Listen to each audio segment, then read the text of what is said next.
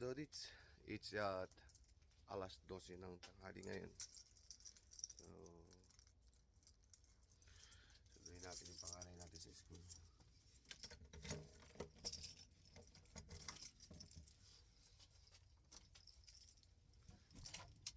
So, napakaganda ng weather, guys.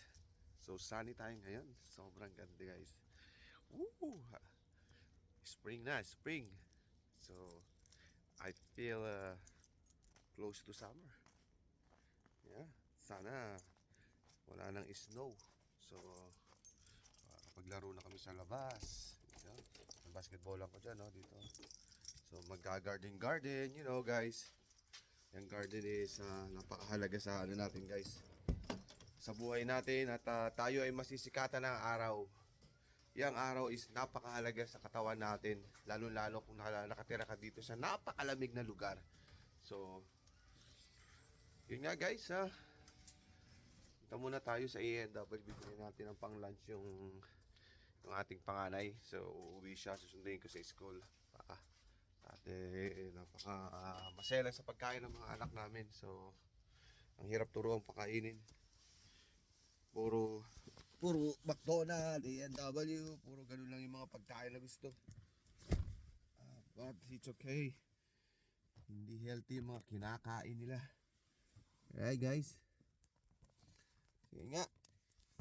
Alright. Napakaganda ng weather, mga kabadodits. So napipil ko na ang yung init ng araw.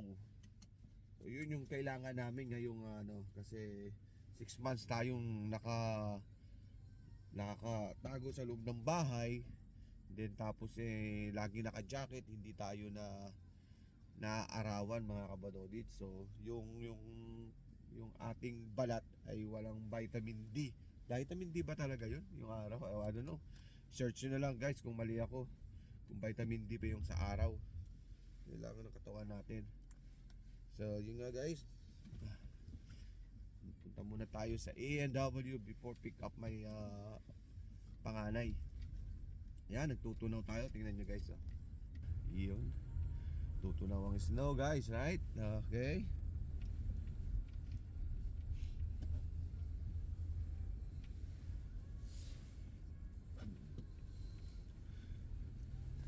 Ayun, so there you go. So stay tuned, guys. Okay.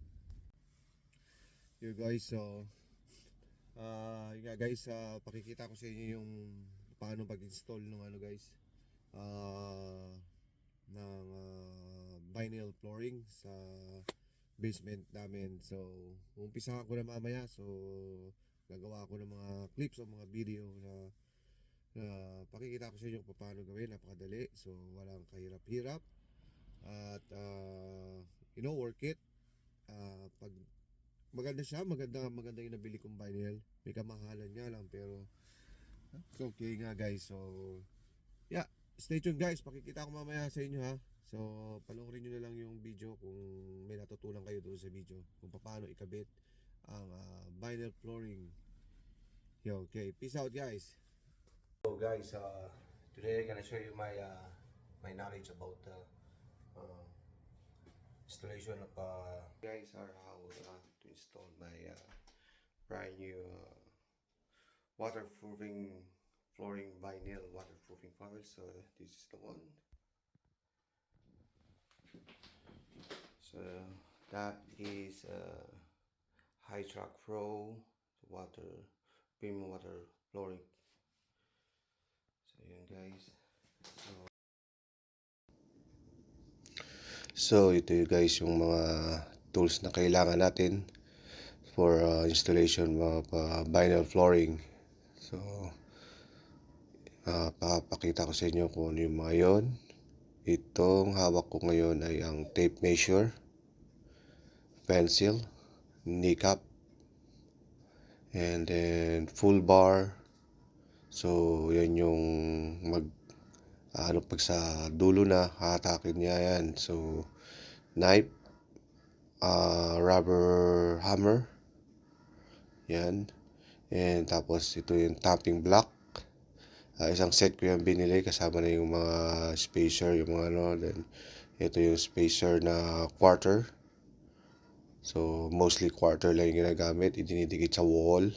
So, yun yung mag-guide sa inyo kung square yun, no? And then, itong triangle. So, ito yung pinakang guide ko para sa pagkakat ng vinyl.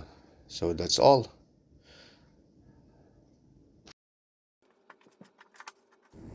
So yun guys, meron ako nasimulan, so i-continue ko lang kung yung ginagawa ko. Yan, nakikita nyo yan, kinakabit kong vinyl.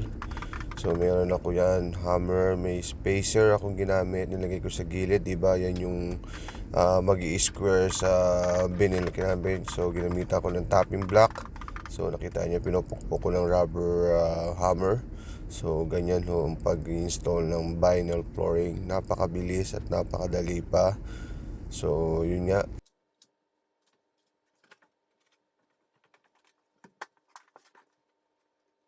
Tamang pag-sukat ng vinyl. Hindi na ginagamitan pa ng tape measure. So, itatapat mo lang siya, then guguhitan mo. Yan, kailangan tapat na tapat.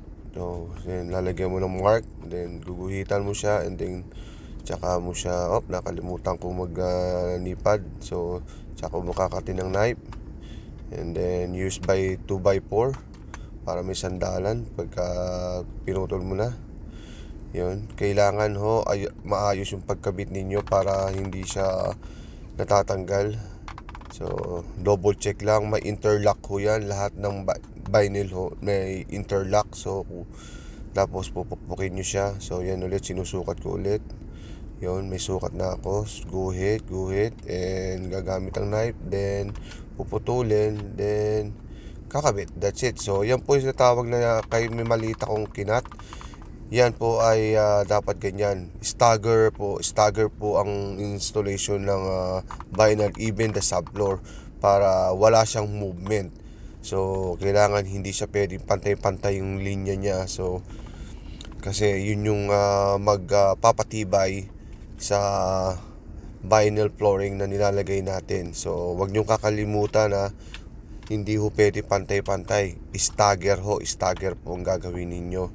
So, susukatin nyo muna yung the whole floor na pagkakabitan ninyo para magkaroon kayo ng idea kung saan kayo magpuputol. So, yun, that's it. So, continues to watch my video. If you like my video, can you please share or comment, thumbs up, or hit the notification bell para lagi kayong update sa aking video. Thank you guys. Keep on watching. Bye.